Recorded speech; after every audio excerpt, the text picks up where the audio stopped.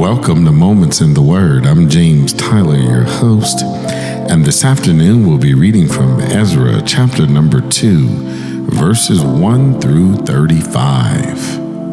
Now these are the children of the providence that went up out of the captivity of those which had been carried away, whom Nebuchadnezzar, the king of Babylon, had carried away unto Babylon, and came again unto Jerusalem and Judah, every one unto his city, which came with Zerubbabel, Jeshua, Nehemiah, Seraniah, Reeliah, Mordecai, Bilshan, Mispar, Bigva, Ramhum, Bana, the number of men of the people of Israel, the children of Parash, 2,172, the children of Sephtata, 372, the children of Era,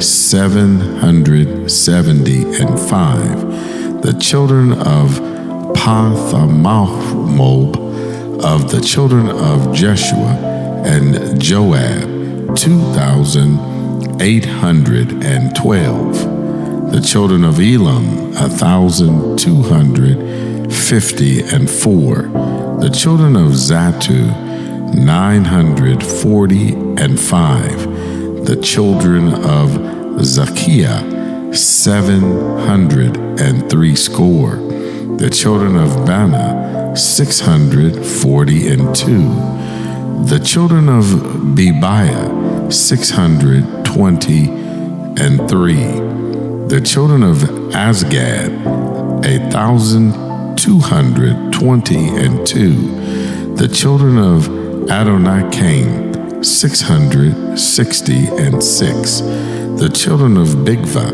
2,056, the children of Adin, 454, the children of Ater, of Hezekiah, 98, the children of Bezai, 323, the children of Jorah, 112, the children of Hashem, 223, the children of Gibor, 95, the children of Bethlehem, 123, the men of Naphtopha, 56, the men of Anathoth, 128, the children of Asmapheth, 42, the children of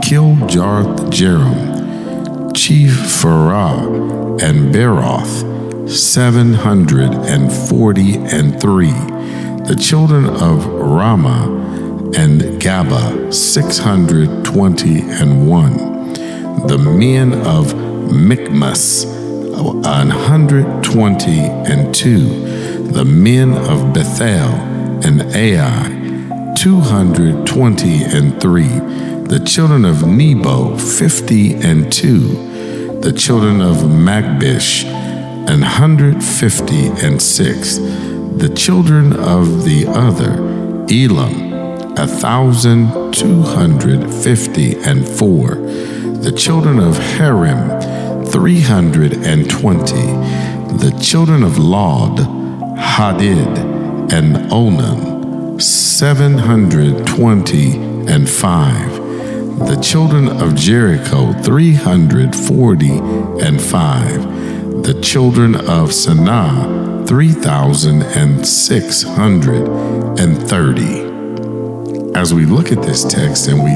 try to see how the importance and what it is that is applicable to us today, it teaches us the importance of community, legacy, and faithful stewardship. Obedience to God, which we can actively embody in our own lives today. For one, the scripture emphasizes the vital role of community in restoration. The returnees are recorded by their families and tribes, reflecting the significance of unity and collective identity in the faith journey here. Here, what we see, we can apply it by engage actively in our church or local community, recognizing that each person has a unique role. Foster relationships that can encourage spiritual growth and support one another in faith. It also looks at the genealogies recorded here, serves as a reminder of the importance of one's spiritual heritage. Just as the exiles were aware of their history and identity, we too should appreciate and pass on our faith legacy, reflect on our spiritual heritage, and consider how we can pass it on to the next generation. Facilitate discussions with family about faith and values, and involve young people in the community, activities that promote spirituality. Also here, Ezra highlights how the returning exile contributed resources for rebuilding the temple, underscoring the call to use our talents and resources for God's glory and not our own. Be mindful of your time, skills, and finances. Use them generously in your community and church to support activities that glorify God and foster spiritual growth. The act of returning to Jerusalem was as much a physical journey as it was a spiritual commitment to worship God faithfully. Make worship a central aspect of integrated of your life. This means not only attending services, but also living in a way that honors God daily. Integrate prayer, Bible study, and worship in your routines, and strive to live out your faith meaningfully and authentically, reflecting God's character in you and my actions. The text also, recalls and shows us that the exile here responded to God's call to return to Jerusalem, illustrating the theme of obedience in our lives. It's essential to discern God's leading and respond with faith. Actively seek God's will through prayer and scripture. When you and I sense Him calling us to act, take steps of faith, whether to serve in our church, volunteer in our community, or reach out to someone in need. Always want to have a sensitive ear to hear what the Spirit is saying to our churches individually and collectively. The return from exile was not without difficulties, yet the exiles remained committed to their goal. Just as the exiles persevered, you and I should stay faithful in challenging times. Remember that spiritual growth often comes through trials. Lean on your community for support during tough times and trusting God's faithfulness.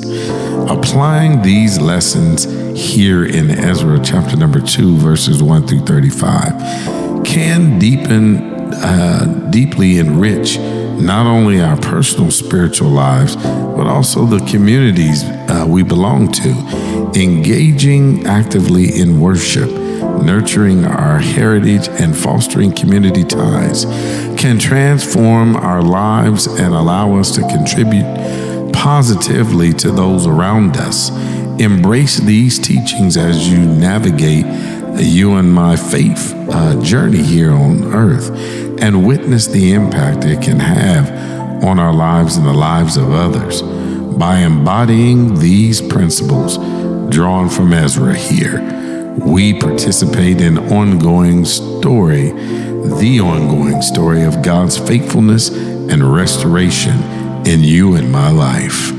I'm James Tyler, coming to you live from the Castle Studios, and welcome again to Moments in the Word. God bless.